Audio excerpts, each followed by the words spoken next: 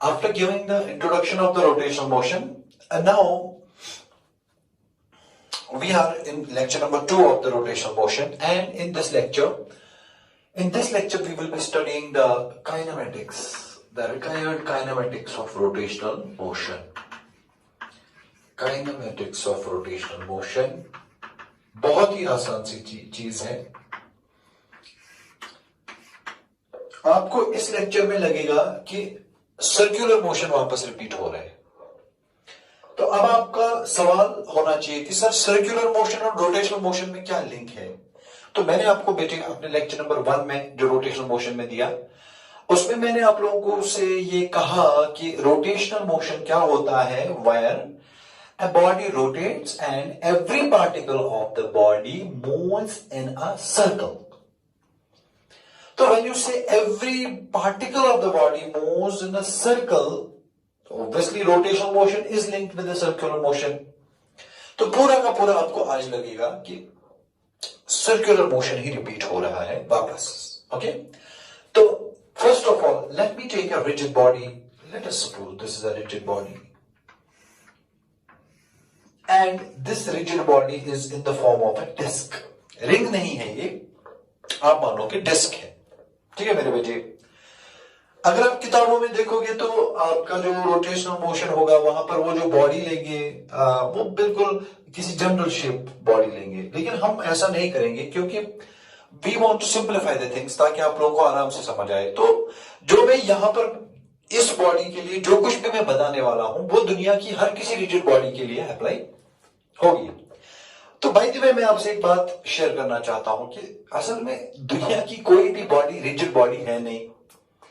A body can behave as a rigid body in a particular situation, and the same body will not be a rigid body in a different situation. For example, मेरे बच्चे, मैं आपको बोलूंगा कि ये rigid body है. ये देखो, मैंने इसको यहां से यहां लिया, तो इस सिचुएशन में it behaved as a rigid body क्योंकि इसका शेप एंड साइज चेंज नहीं हुआ. अब अगर मैं हथौड़ा लाऊं और हथौड़े से इसको मारूं तो इसी बॉडी का जो है कुछ बन जाएगा. तो in that case it will not behave as a rigid body. तो हमारा जो रिजिड बॉडी मोशन है या रोटेशनल मोशन है, we treat the bodies to be rigid. इसका मतलब हमारा जो कोई भी बॉडी है उसका शेप चेंज नहीं होता है. आप बॉडी के साथ कुछ भी करो इसका शेप चेंज नहीं होगा. ओके, तो late us suppose we have taken a rigid body in this case, and in this case the rigid body is a disc. Very good, it is a disc. So first of all I want to define a physical quantity which is called as the angular displacement. Angular displacement of the rigid body. ये देखो मेरे बेटे, angular displacement के बारे में हम already बात कर चुके हैं सर्कुलर मोशन में, तो वापस हमें वही एंगुलर डिस्प्लेसमेंट पढ़ना पड़ेगा. But this time we are not studying the angular displacement of a particle, we are studying the angular displacement of a whole body, the whole rigid body. तो देखो मेरे बेटे कैसे स्टडी करते हैं. फॉर एग्जाम्पल ये रिजिड बॉडी है कोई, and this rigid body is in the form of a disc. Okay, ये रिजिड बॉडी पे मैंने एक लाइन बनाया. ये देखो, ये मैंने एक लाइन बनाया इस पे. आप बोलोगे क्यों? बोलोगे मेरी मर्जी, बनाया तो बनाया, आप क्या कर सकते हो. मैंने एक रिजिड बॉडी में एक लाइन बनाया. Why? I will tell you why. अभी आपको पता चलेगा. अब ये rigid body anticlockwise direction में रोटेट हुआ. आप खुद सोचो मेरे बेटे, जब ये rigid body anticlockwise direction में रोटेट होगा, डिस्क जब रोटेट होगा तो ये लाइन ऐसे नहीं रहेगा, ये लाइन अब ऐसे बनेगा. Very good. तो अब आप खुद सोचो कि ये लाइन पहले हॉरिजॉन्टल था, जब रिजिड बॉडी घूमा थोड़ा सा, जब ये घूमा तो ये हॉरिजॉन्टल नहीं रहा, ये अब ऐसे हो गया. क्योंकि बॉडी जब घूमेगा, अब ये रेडियस वेक्टर मानो, अगर बॉडी घूमेगा तो रेडियस वेक्टर भी घूमेगा. ये देखो, तो कितना एंगल घूमा. Late us suppose D theta in a very small interval of time. ये जो लाइन है इसने कितना एंगल घूमा? D theta. इस डी थीटा को हम बोलते हैं angular displacement of the rigid body. इस डी थीटा को हम बोलते हैं angular displacement of the rigid body. अब आप बोलोगे सर क्यों? इसको क्यों हम angular displacement of the rigid body बोलेंगे या angular displacement of the whole disc बोलेंगे? मैं बोलूंगा मेरे बेटे, मैं जवाब दूंगा। मैं बोलूंगा कि मेरे बेटे अगर यहां पर था कोई पॉइंट ए, ये ए यहां से लेकर यहां तक पहुंचा ए डैश, तो इस ए ने कितना डिस्प्लेसमेंट कवर किया? D theta. Very good. अब यहां पर और एक पॉइंट बनाएंगे, ये पॉइंट यहां से यहां गया, इसने भी कितना एंगुलर डिस्प्लेसमेंट कवर किया? D theta. अब ये पार्टिकल बनाएंगे, ये यहां से यहां गया, इसने भी कितना एंगुलर डिस्प्लेसमेंट कवर किया? D theta. आप इस लाइन पे कोई भी पॉइंट बनाओ, सारे के सारे पॉइंट्स ने कितना एंगुलर डिस्प्लेसमेंट किया? D theta. इसका मतलब when the body rotates by an angle d theta, every point of the body rotates by the same angle d theta. That's why we say that this d theta जो है, it is the angular displacement, not of a particle. This is the angular displacement of the whole body. Why whole body? Because every particle of the body turns through same angle, which is d theta. सो अब हमें समझ में आया होगा कि angular displacement of the rigid body क्या होता है। क्या होता है लिखेंगे, द एंगल सबटेंडेड या swept by A line on the rigid body in a given time interval is called as the angular displacement of the a rigid body. A rigid body. जब एक रिजिड बॉडी घूमता है तो एक line बनाओ, देखो उस लाइन ने कितना एंगल स्वीप किया, that angle is the angular displacement of the rigid body. तो इसीलिए मैंने ये डेफिनेशन लिखा, the angle swept by a line on the rigid body in a given time interval is called as the angular displacement of the rigid body. Very good. अगला point लिखेंगे मेरे बेटे, अगला पॉइंट लिखेंगे मेरे बेटे,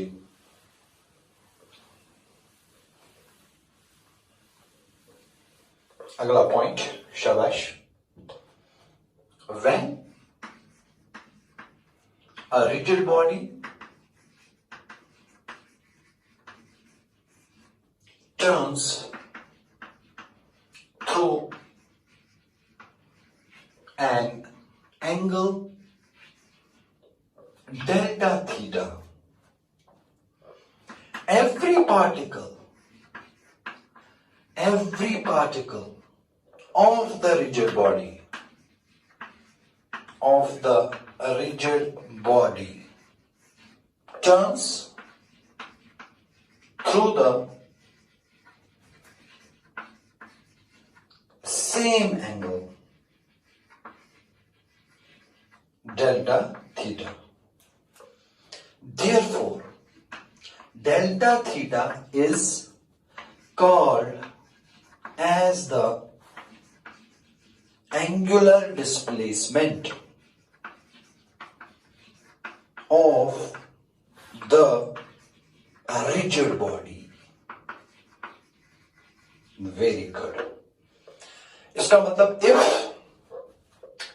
if the rigid body turns through an angle d theta or delta theta, every point of the body, चाहे ये सेंटर से नजदीक है या सेंटर से दूर है, ये पॉइंट सेंटर से दूर है, तो इसने भी एंगल कितना बनाया?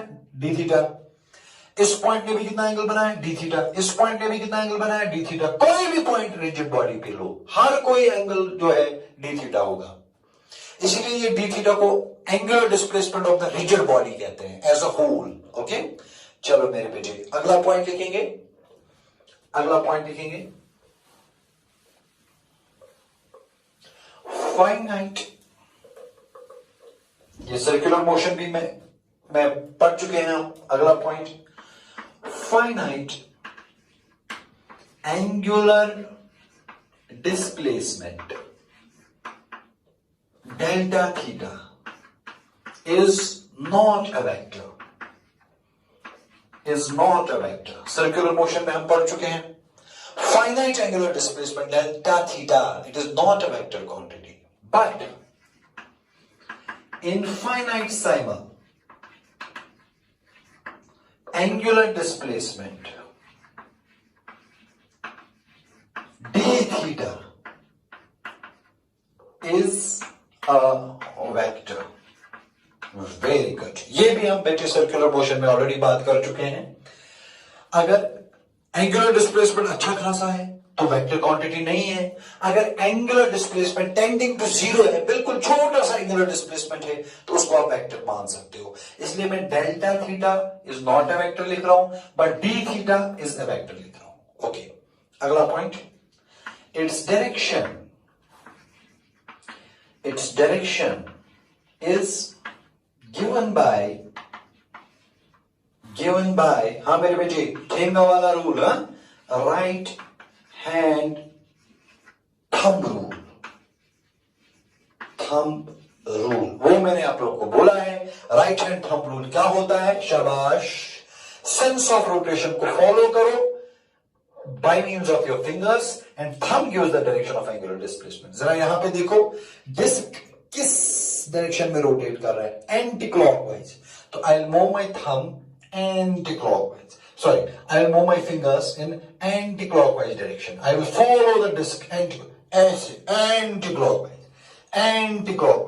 Thumb बाहर की ओर आ रहा है, इसका मतलब यहां एंगुलर डिस्प्लेसमेंट बाहर की ओर है। सर्कुलर मोशन में बिल्कुल क्लियर कर चुका हूं मेरे बेटे। So this was all about the angular displacement. अगला पॉइंट लिखेंगे, इट्स एसआई यूनिट। आप लोगों को ऑलरेडी पढ़ा है बेटे, it's SI unit is radian. और डिग्री को रेडियन में कैसे कन्वर्ट करते हैं वो भी मैं सर्कुलर मोशन में बेटे पढ़ा चुका हूं। So this is all about the angular displacement of a particle. चलो मेरे बेटे, अब मैं इसको थोड़ा सा जनरलाइज करूंगा, जैसे आपकी बुक्स पे होता है। अब लोग सर क्या जनरलाइज? मैं बोलूंगा मेरे बेटे, दुनिया की हर कोई बॉडी, ध्यान से देख, दुनिया की हर कोई बॉडी सर्कुलर थोड़ी है। दुनिया की हर कोई body in the form of disc थोड़ी है। ऑल्दो जो मैंने इस डिस्क के लिए बोला वो दुनिया की हर किसी बॉडी पे अप्लाई होता है, लेकिन फिर भी मैं एक जनरल शेप बॉडी बनाऊंगा और आप लोगों को दिखाऊंगा कि एंगुलर डिस्प्लेसमेंट कैसे डिफाइन करते हैं। लेट अस सपोज ये कोई जनरल बॉडी है किसी भी शेप का। आप देखो, मैंने उसको पता नहीं क्या बनाया, I don't know the shape. It can be a circular, it can be a disc, it can be a sphere, it can be a hollow, it can be a stone. कुछ भी, कोई भी rigid body, ठीक है? And let us suppose this is the axis of rotation.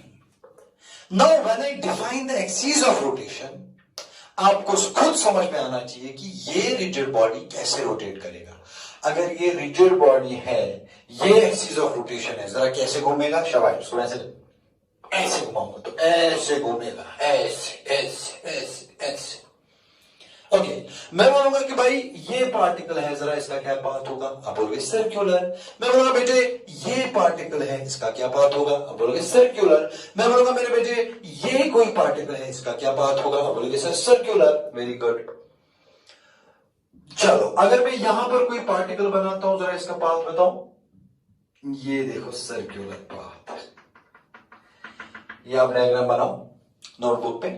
Every particle follows a circular. मगर ये circle है कैसा? असल में ये सर्कल ऐसा है, बोर्ड पे मैं ऐसे बना रहा हूं। Okay, so easy. Now I have to define the angular displacement. देखो मेरे बेटे, अभी ये पार्टिकल यहां पर है, इसको मैं मानूंगा पार्टिकल P। तो ये हुआ इसके सर्कल का रेडियस। शाबाश। अब जब बॉडी घूमेगा तो ये पार्टिकल वहां पे तो नहीं रहेगा। जब बॉडी घूमेगा तो ये पॉइंट अंदर की ओर जाएगा, मतलब यहां से लेकर यहां तक आएगा। ये देखो, इधर मानेंगे इसको पॉइंट P। अब रेडियस वेक्टर ऐसे, पहले रेडियस वेक्टर ऐसे था, ऐसे, जो बॉडी घूमा तो ऐसे हो गया। पहले ऐसे था, अब ऐसे हो गया। एंगल कितना बना? ये एंगल बना, ये। इसी को बोलते हैं एंगुलर डिस्प्लेसमेंट, डेल्टा थीटा। जरा ये पार्टिकल का बोल, इसका ऐसे होगा सर्कल। जरा ये पार्टिकल, ये ऐसे सर्कल। जरा ये पार्टिकल बोल, ऐसे सर्कल। और ये सारे सर्कल्स के जो है, ये सेंटर है, सेंटर है, सेंटर है, सेंटर है। सारे सर्कल्स के सेंटर एक्सीस पे लाई करते हैं। इसको आप बेटे ख्याल रखो। जब आप सर्कल बनाओगे किसी भी पॉइंट का, जब सर्कल बनाओगे तो सर्कल का सेंटर हमेशा एक्सीस पे होना चाहिए। That's the importance of the axis of rotation. The centre of every circle lies on the axis of rotation. तो इसका मतलब पूरी की पूरी बॉडी घूमती है, लेकिन एक्सीस नहीं घूमती, क्योंकि axis is passing through the centres of the circles, और सेंटर कभी घूमता नहीं है। अब आप बोलोगे सर क्या बोल रहे हो, सेंटर कभी घूमता नहीं है। मैं आपको बेटे एग्जांपल दूंगा। लेट अस सपोज, ये देखो, इसको अगर मैं इधर फिक्स करूं, फिर उसको ऐसे घुमाऊं, हर कोई पॉइंट सर्कल में घूमेगा except the centre, that's fixed. जब किसी चीज को फिक्स किया तो क्या घूमेगा? फिक्स करना मतलब क्या होता है? फिक्स करना मतलब होता है ये नहीं चल सकता, न ट्रांसलेट हो सकता है, न रोटेट हो सकता है। इसीलिए तो इसको हमने फिक्स्ड एक्सिस रोटेशन कहा था। मतलब the axis of rotation is fixed, so it is actually a fixed axis. It is a fixed axis. Very good. और फिक्स्ड एक्सिस का हर कोई पॉइंट कहां से पास होता है? Through the centres of the circle. अच्छा, मैंने एक और बात भी बोली थी कि एक्सिस ऑफ रोटेशन हमेशा सर्कल को परपेंडिकुलर होना चाहिए। अब देखो, ये वाला सर्कल ऐसे है, ये एक्सिस है परपेंडिकुलर। ये वाला सर्कल ऐसे है, ये एक्सिस है परपेंडिकुलर। तो एक्सिस बराबर वैसा होता है जैसे आप बाजार में नहीं तुझ खाते हो। Very good. वो तुझ को आप एक्सिस मानो, उस तुझ पे नाइटफॉल होती है, नाइटफॉल नाइटफॉल नाइटफॉल नाइटफॉल। तुझ को आप ऐसे ऐसे घुमाओगे, वेरी गुड, तो हर कोई टर्न होगा in the circle. That's also a rigid body, you can take it. Okay, आ गया। So this is the angular displacement of the particle. So what we have to see, in short, we have to see how much angle, through how much angle does the body turn. That is the angular displacement in a given time interval. Very good. And we already know that every particle moves in a circle, and the center of the circle lies on the axis of rotation. बिल्कुल सही बात। चलो जी, अच्छा। Now, हाँ, अगर मैं आपको बोलूं जरा ये एंगुलर डिस्प्लेसमेंट का डायरेक्शन बताऊं, अगर छोटा सा है तो बताऊं। अब लोग सर सेंस पता करना चाहिए। ये मानो आप सेंस, ऐसे बॉडी ऐसे घूम रही है, ऐसे, so it is anti clock, ऐसे घूम रही है, ये बॉडी ऐसे घूम रही है। देखो, ये एक्सिस है, ये बॉडी ऐसे घूम रही है। तो ऐसे जब घूमेगी तो मुझे ऐसे करना पड़ेगा। सेंस ऑफ रोटेशन को उंगलियों से फॉलो करो। सेंस ऑफ रोटेशन ये है, उंगली ऊपर की ओर, मतलब एंगुलर डिस्प्लेसमेंट ऊपर की ओर है। Very good, that is the right hand rule. चलो मेरे बेटे, इसी के साथ हमने एंगुलर डिस्प्लेसमेंट क्या किया, खत्म। Very good. अब आगे देखो, आगे है एंगुलर वेलोसिटी। एंगुलर वेलोसिटी क्यों हम डिफाइन करते हैं angular velocity? Angular velocity define करने से हमें पता चलता है कि कौन सी बॉडी कितना फास्ट रोटेट हो रही है और कौन सी बॉडी कितना आहिस्ता आहिस्ता रोटेट हो रही है। जैसे मैंने सर्कुलर मोशन में एग्जांपल दिया, if a body is rotating fast, omega is large. If a body is rotating slowly, omega will be less. So to see, to get a feel how fast or how slow a rigid body is rotating, we define a physical quantity that's called as the angular velocity. तो लिखेंगे बेटे, average angular velocity क्या होता है? Average angular velocity, जरा बोल मेरे बेटे क्या होता है एवरेज एंगुलर वेलोसिटी? आप लोगों को तो मैंने पढ़ा है एवरेज एंगुलर वेलोसिटी, शाबाश। It is the ratio of total angular displacement to the total time taken mathematically, शाबाश, omega angular displacement is equal to, मेरे बेटे, कितना angular displacement, delta theta divided by delta t. It is called as the average angular velocity. अगला instantaneous, ये भी आप लोगों को पढ़ा है. Instantaneous angular velocity. It is the angular velocity of the body at a particular instant of time. किसी particular time पे बॉडी किस velocity से घूम रही थी, angular velocity से. So that is the instantaneous angular velocity. तो लिखेंगे मेरे बेटे ओमेगा आई मतलब instantaneous angular velocity किसके बराबर, delta theta divided by delta T, मगर limit delta T tends to 0. That's how we define the instantaneous thing. It is d theta by dt. Very good. ये हम ऑलरेडी सब कुछ circular motion में कर चुके हैं, सेम चीजें यहां पर भी. ओके, और कुछ एडिशनल बातें बोलूंगा, उसका ख्याल रखो. अगला पॉइंट लिखो. its SI unit is radian per second. Its SI unit angular velocity का रेडियंस पर सेकेंड. और जो डायरेक्शन होता है इसका, डायरेक्शन याद करो मेरे बच्चे, एंगुलर वेलोसिटी का डायरेक्शन होता है same as that of the angular displacement.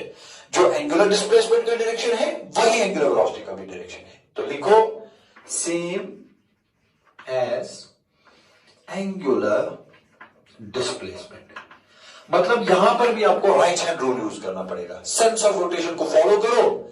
Thumb gives the direction of angular displacement, thumb gives the direction of angular velocity. अच्छा, अब यहां समझने वाली बात क्या है, तो लिखेंगे मेरे बेटे समझने वाली बात. समझने वाली बात क्या है? समझने वाली बात मैं देखना चाहता हूं आपको समझ में आएगा कि नहीं. Consider a rigid body in the form of a disc, क्योंकि डिस्क पे आपको समझ में आता है. बाद में जो डिस्क के लिए होगा वो हर किसी के लिए होगा. ये डिस्क का मानो आप centre. Very good.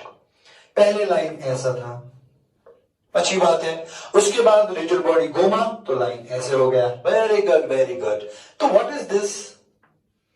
This is the angular displacement delta theta. अच्छा, कितने टाइम में हुआ? Delta T. Let us suppose ये बॉडी कितना घूमा? Delta theta. कितने टाइम में घूमा? Delta T. सही बात बोले भाई मेरे. अगर मैं आपको बोलूं ये पॉइंट ए कितना घूमा, आप बोलोगे डेल्टा थीटा. कितने टाइम में घूमा, आप बोलोगे डेल्टा टी. तो एंगुलर वेलोसिटी कितना हुआ? Delta theta by delta T. कहानी खत्म. किस पॉइंट का? पॉइंट ए का. शाबाश, वेरी गुड. अब मैं इधर बनाऊंगा मेरे बेटे, चलो ये आपको पता है इट्स डेल्टा थीटा. अब मैं यहां पर बनाऊंगा पॉइंट बी. ये है फिर पॉइंट बी. पहले इधर फिर इधर. अगर मैं बोलूंगा पॉइंट बी कितना घूमा, आप बोलोगे सर डेल्टा थीटा घूमा. मैं बोलूंगा कितने टाइम में घूमा, आप बोलोगे डेल्टा टी में घूमा. तो पॉइंट बी का एंगुलर वेलोसिटी क्या है? Delta theta by delta T. मतलब जितना ए का उतना बी का. शाबाश. अच्छा, ये वाला पॉइंट जो सेंटर के बिल्कुल नजदीक है, ये वाला पॉइंट कितना घूमा? ये भी घूमा डेल्टा थीटा. कितने टाइम में घूमा? डेल्टा टी में घूमा. तो एंगुलर वेलोसिटी कितना? Delta theta by delta T. मतलब इसका भी वही. तो कुल मिलाकर मेरे बेटे बात ये है कि पॉइंट ए हो, पॉइंट बी हो, पॉइंट सी हो, तीनों ने सेम एंगुलर डिस्प्लेसमेंट कवर किया सेम टाइम में. इसका मतलब तीनों का एंगुलर डिस्प्लेसमेंट सेम है. अरे इन तीनों का नहीं, इस रिजिड बॉडी के हर किसी पॉइंट का एंगुलर वेलोसिटी सेम. इसीलिए इसको बोलते हैं angular velocity of the whole rigid body. So if a rigid body has an angular velocity of 3 radian per second, that means every particle of the rigid body has the same angular velocity, 3 radian per second. So every particle of the rigid body has the same angular velocity at a particular instant of time. Note it down, इसको करो note मेरे बेटे, note किया जाए। Every particle of the rigid body has the same angular velocity. What is that? Omega. At a given time. इस point को note किया जाए।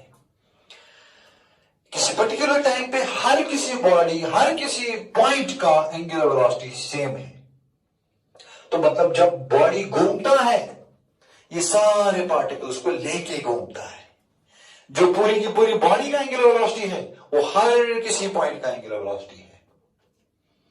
इसका मतलब अगर मैं बोलूंगा कि भाई देखो फैन है, फैन का एंगुलर वेलोसिटी है 4 रेडियंस पर सेकेंड फॉर एग्जाम्पल, इसका मतलब ये फैन का नहीं है, फैन के हर किसी पॉइंट का एंगुलर वेलोसिटी 4 रेडियन पर सेकेंड है। क्योंकि फैन जब घूमता है तो हर कोई पॉइंट फैन का घूमता है। Every point has the same angular velocity. Okay, अगला पॉइंट लिखेंगे मेरे बेटे। This was about the angular velocity. चलो जी, now after defining the angular velocity, और ये याद रखने के बाद कि मेरे बेटे हर कोई छोटा छोटा पार्टिकल एक रिजिड बॉडी का has the same angular velocity at a particular instant of time. That's very important, very important. So omega is same, इसको ऐसे याद रखो, omega is same for every point of a rigid body. Okay, अब last है मेरे बेटे angular acceleration. इसके बारे में भी हम बात कर चुके हैं ऑलरेडी। सो सर्कुलर मोशन देखो, वहां पर मैंने आप लोगों को एंगुलर एक्सेलरेशन दिखाया था, पढ़ाया था। अच्छा, क्या होता है एंगुलर एक्सेलरेशन? शाबाश। अल्फा एवरेज किसके बराबर? Delta omega divided by delta T. Rate of change of angular velocity is alpha. Okay, what is instantaneous angular acceleration?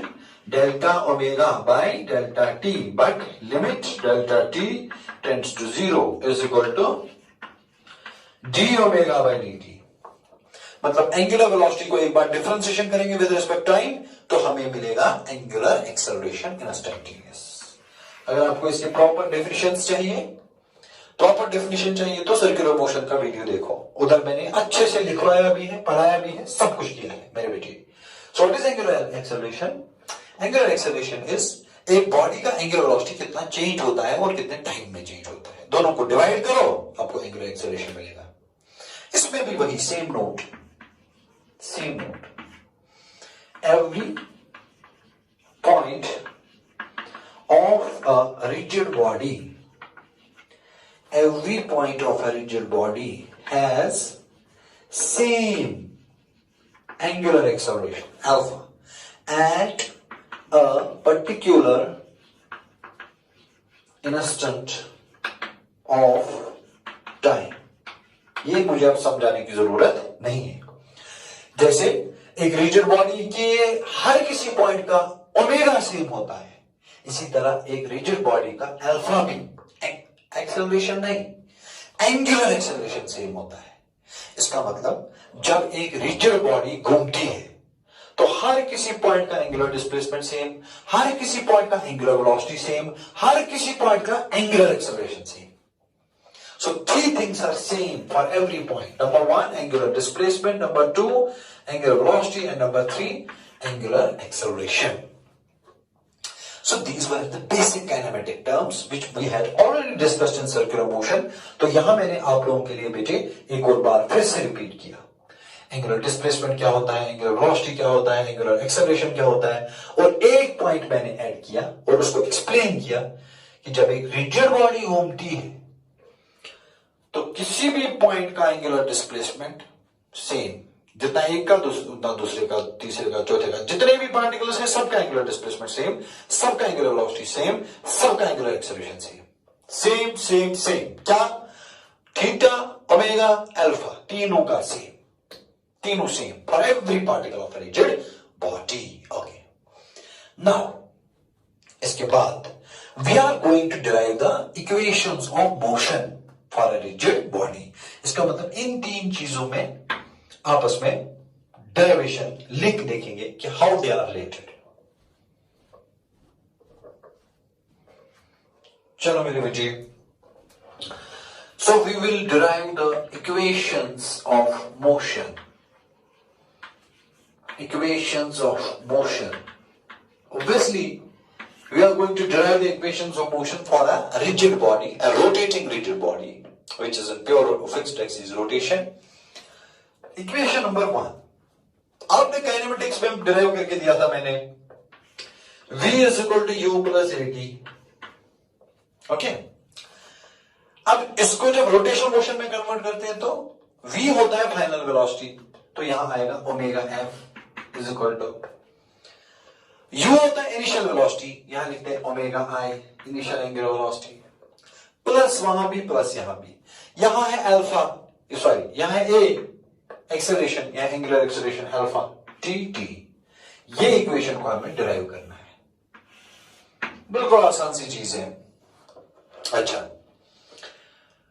और ये जो अल्फा है कभी कभी एंगुलर रिटार्डेशन भी आएगी, जैसे इसमें एक्सेलरेशन भी आती है, रिटार्डेशन भी आती है, उसी तरह यहां एंगुलर एक्सेलरेशन भी आ सकती है, एंगुलर रिटार्डेशन भी आ सकती है।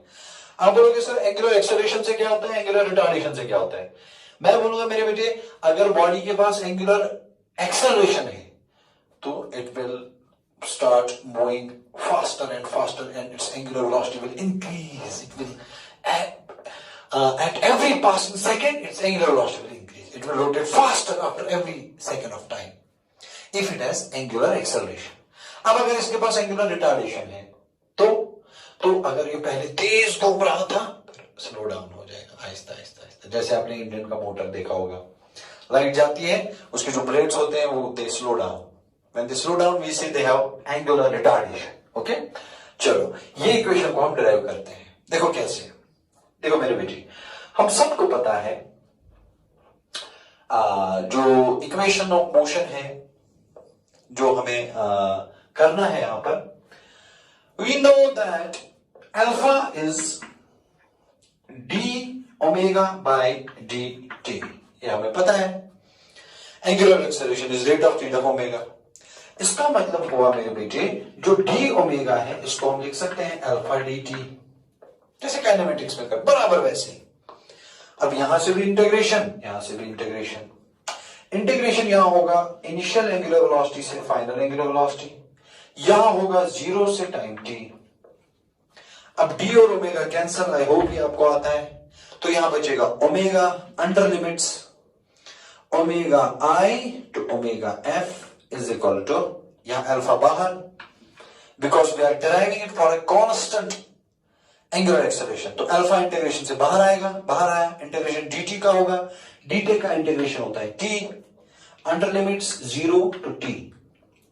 तो इसका मतलब क्या हुआ मेरे बेटे, ओमेगा को अपर लिमिट बनेगा omega f, very good, minus फिर lower limit omega i is equal to alpha t minus 0, it's t।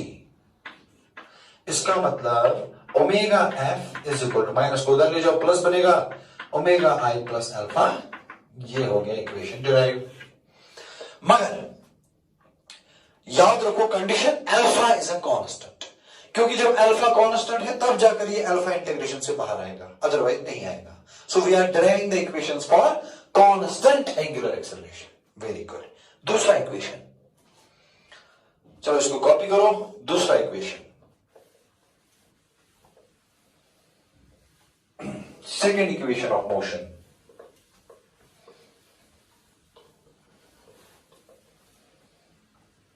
second equation is, याद करो, s is equal to ut plus 1/2 of at square। जरा इसको rotation में बदलो, delta theta, या चलो theta angular displacement में, यहां डेल्टा थीटा नहीं लिख रहा हूं, थीटा लिख रहा हूं, इज इक्वल टू यू के बदले omega I T plus 1/2 of A के बदले alpha T square. This will be the equation जो हमें डिराइव करनी है। ऑलरेडी मैं इसको सर्कुलर मोशन में पढ़ा चुका हूं मेरे बेटे, यहां पे इसको डिराइव करके दूंगा।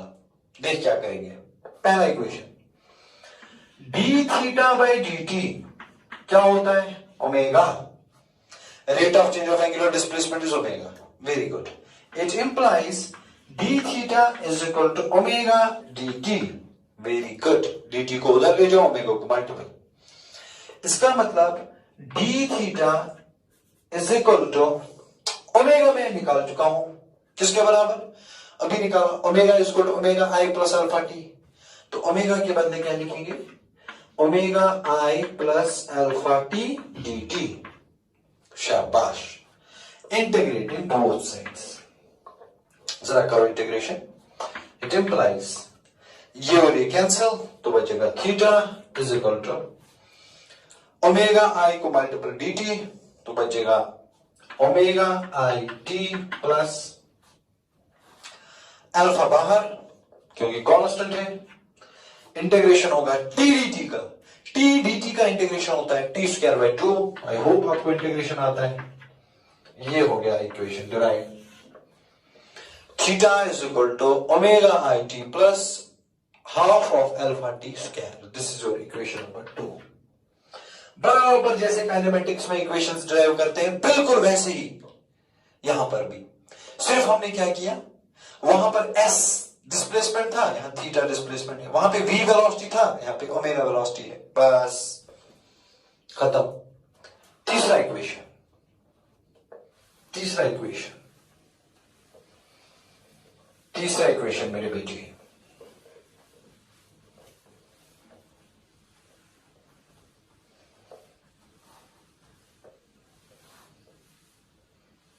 तीसरा इक्वेशन, थर्ड इक्वेशन। जरा काइनेमेटिक्स में क्या होता था, v square minus u square is equal to 2as।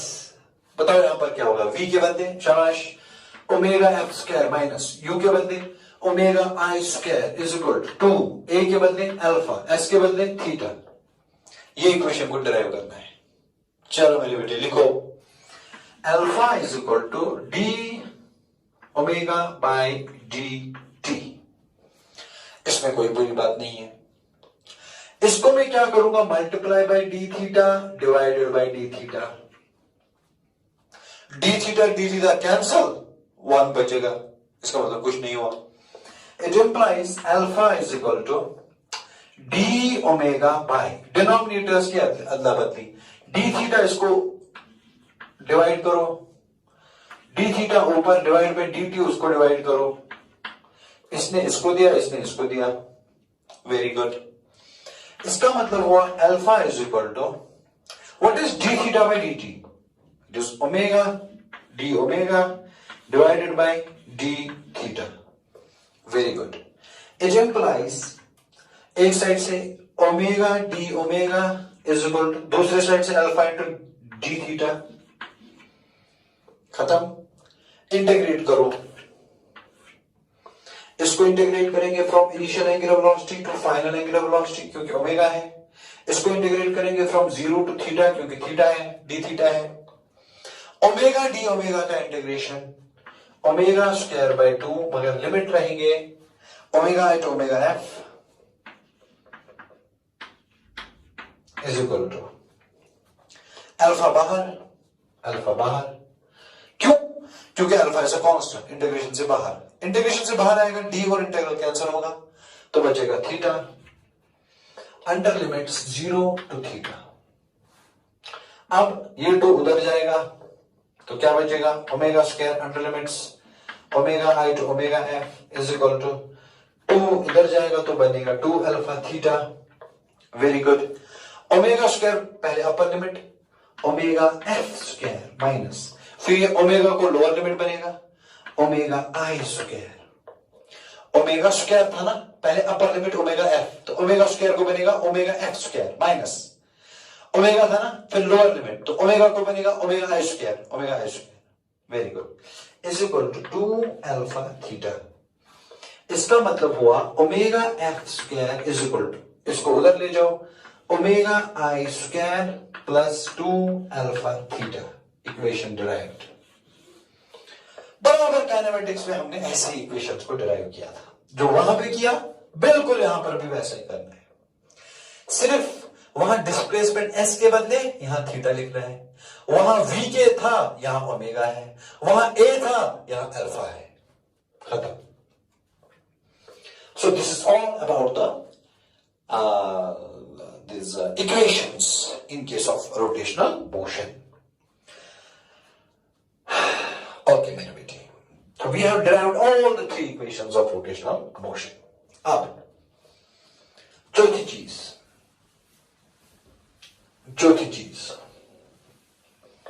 relation between linear and angular variables.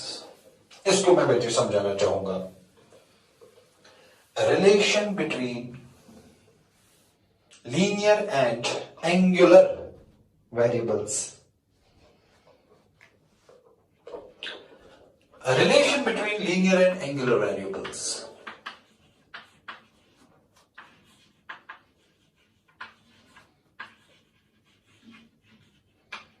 देख मेरे बेटे, इसका मतलब आपके पास एक रिजिड बॉडी है, ध्यान से देखो, ये रिजिड बॉडी का एक्सीस है पासिंग थ्रू द सेंटर, ये ऐसे एक्सीस।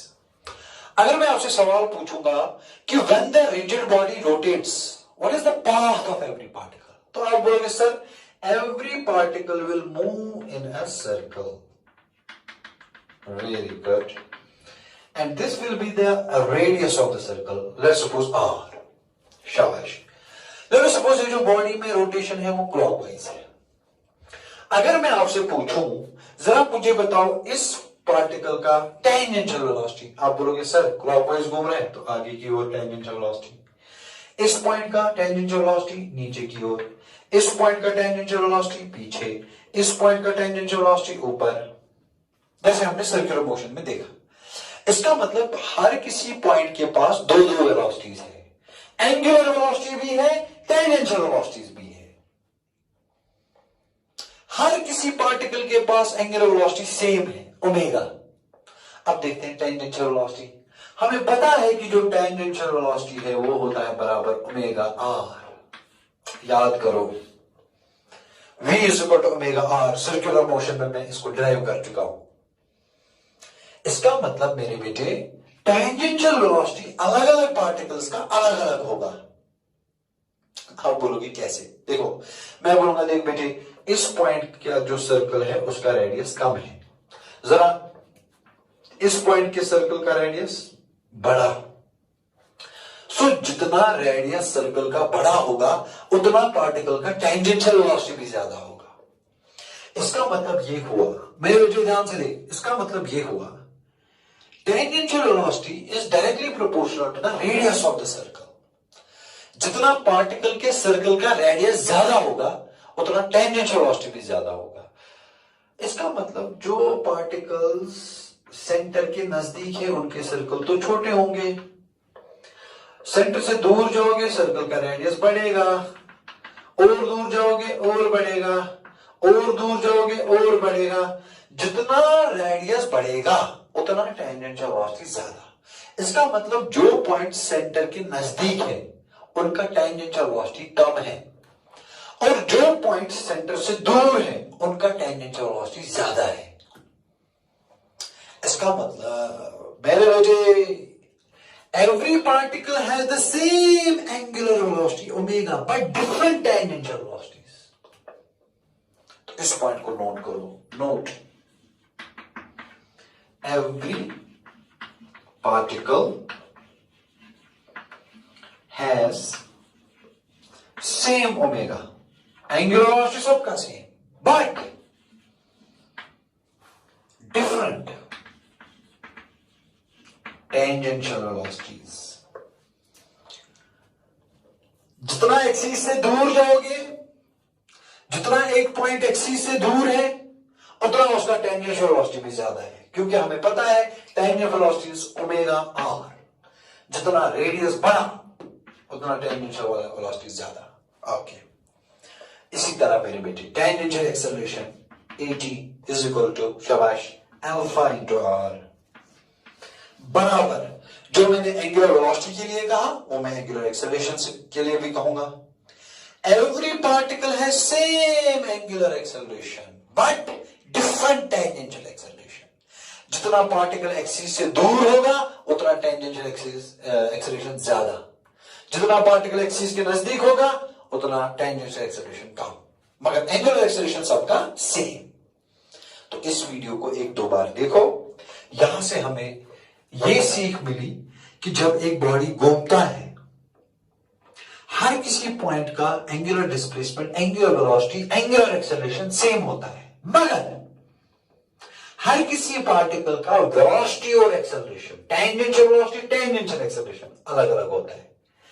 जो पार्टिकल सेंटर के नजदीक होते हैं उनका टेंजेंशियल वेलोसिटी भी कम, टेंजेंशियल एक्सेलरेशन भी कम। जो पार्टिकल सेंटर से दूर रहते हैं उनका टेंजेंशियल वेलोसिटी भी ज्यादा, एक्सेलरेशन भी ज्यादा। फिर से देखो,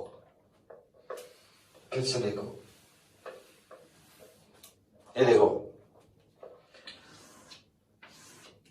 बॉडी है, ये सेंटर तो चलता ही नहीं, ना घूमता है ना चलता है। मैं इधर बनाऊंगा पार्टिकल 1, इधर बनाऊंगा पार्टिकल 2, इधर बनाऊंगा पार्टिकल 3। मुझे बताओ ओमेगा सबसे ज्यादा किसका? आप बोलोगे sir if this is particle 1, this is particle 2, particle 3, आप बोलोगे omega 1 is equal to omega 2 is equal to omega 3। Omega सबका सेम।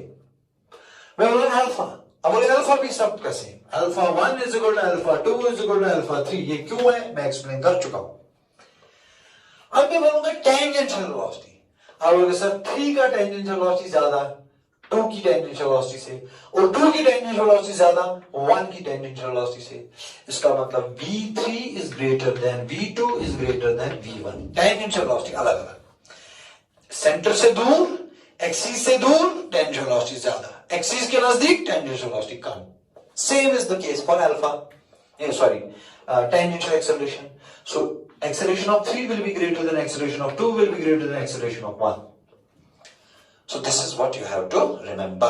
ऐसा क्यों होता है? Because of these two relations जो हम circular motion में डिस्कस कर चुके हैं। Velocity is directly proportional to radius and tangential acceleration is also directly proportional to radius. इसीलिए जितना एक्सिस से दूर उतना tangential velocity ज्यादा, उतना tangential acceleration ज्यादा। So that's all about the lecture number 2 of the rotational motion, and this lecture is called as the rotational kinematics. शाबाश। तो अगला हमारा जो लेक्चर होगा it will be lecture number 3 और वो हम देंगे on moment of inertia. So next time we are going to discuss what is moment of inertia. Thank you so much. Assalamu alaikum.